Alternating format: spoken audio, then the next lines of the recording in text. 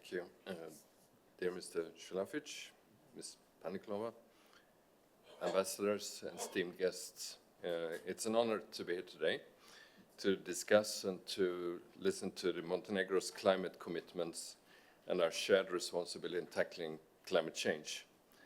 The European Union remains a strong partner to Montenegro on its path towards sustainability, resilience, and climate neutrality. The Paris Agreement sets the global framework for limiting temperature rise below 2 degrees, while striving for 1.5 degrees maximum increase. Very difficult, and we're not really on the way, but hopefully. And the national determined contributions, the NDCs, are the cornerstone of this collective effort. And this is a topic where the government and UN agencies take the lead, but also want to share the European Union's perspective on this road. And from our perspective, NDCs are not merely commitments, they're binding roadmaps that reflect our ambition, action, and responsibility towards future generations. The EU has taken a unified approach by submitting a joint NDC on behalf of all its member states. Our updated NDC for 2030 commits to at least a 55% reduction in greenhouse gas emissions compared to 1990 levels, and with the ultimate goal of climate neutrality by 2050 under the European Green Deal. This ambition is backed by legally binding measures under the European climate law, covering all sectors: energy, industry, transport, agriculture, and land use, because this is something one has to do as a very integrated approach.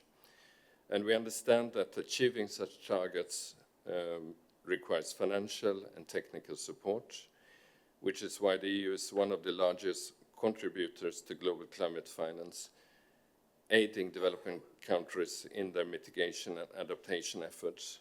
And we remain steadfast in our commitment to the $100 billion annual climate finance goal under the Paris Agreement, and we will continue to support our countries, support our partners in building resilience against climate impacts. Today, as global commitment to fighting climate change is eroding and countries are withdrawing from the Paris Agreement, we believe that the EU's role is more important than ever. Montenegro has demonstrated a strong commitment in climate action, and by changing its NDC in June 2021 and subsequently strengthening its commitments, Montenegro has set ambitious targets. The minister mentioned this by 55% by 2030 and 60% by 2035. And this is very, very good, and we really encourage you to be on that path in the future.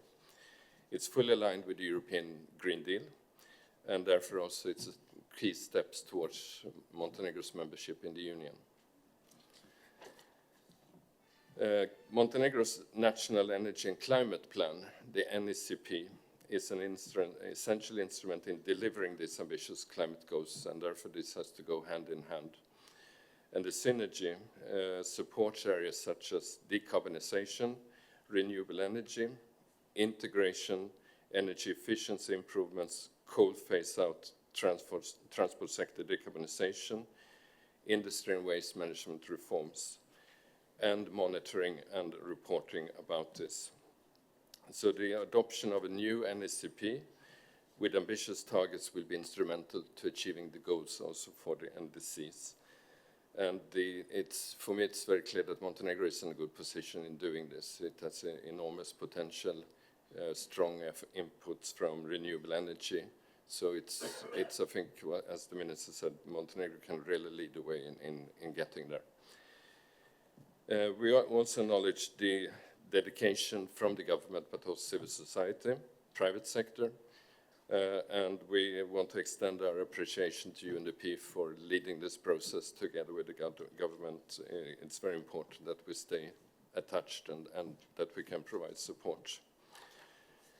So we see that Montenegro's journey towards climate neutrality is not just about meeting targets, it's about securing a resilient, clean, prosperous future for the people, and to achieve the targets for the accession process. This goes hand in hand, and it's really a win-win situation. Thank you very much.